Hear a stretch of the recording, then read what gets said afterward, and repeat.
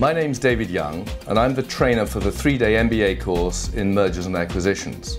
I've been in mergers and acquisitions for 30 years, starting with being trained myself in Goldman Sachs in New York in the 80s, and then back in Europe was active with Wasserstein Perella, Merrill Lynch and JP Morgan, where I was also responsible for M&A training.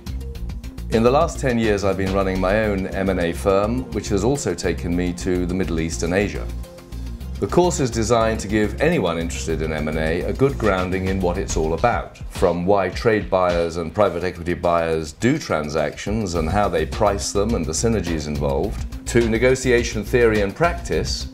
We get people from corporates who are moving into acquisition programs and need to understand how to value, price, select, research companies, and how to compete against private equity for them.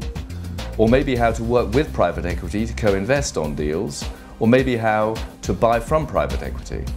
We get people from private equity firms sent to understand better the industry that they're just joining. We get senior lawyers needing to understand M&A activity if they're moving into corporate commercial work. And very interestingly, we also get entrepreneurs who may have just received bids for their companies, wanting to understand what to do and how best to respond.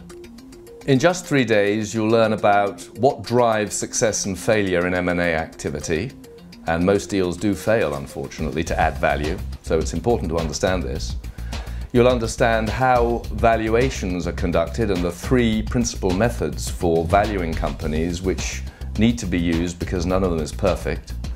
You'll understand how public companies and their advisors use dilution models to analyze the effects on earnings per share that transactions are going to have depending on the price at which they're set and how they're financed, whether with debt, equity or a blend.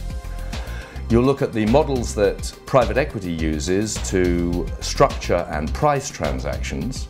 We'll look at how to handle an auction process if you're a buyer or if you're a seller, and we'll look at M&A negotiation and the guts of a sale and purchase agreement, so that with some exercises in negotiation as well as an understanding of some of the cultural differences you may come across, you should be set up to go out and make a fortune for your company or yourself.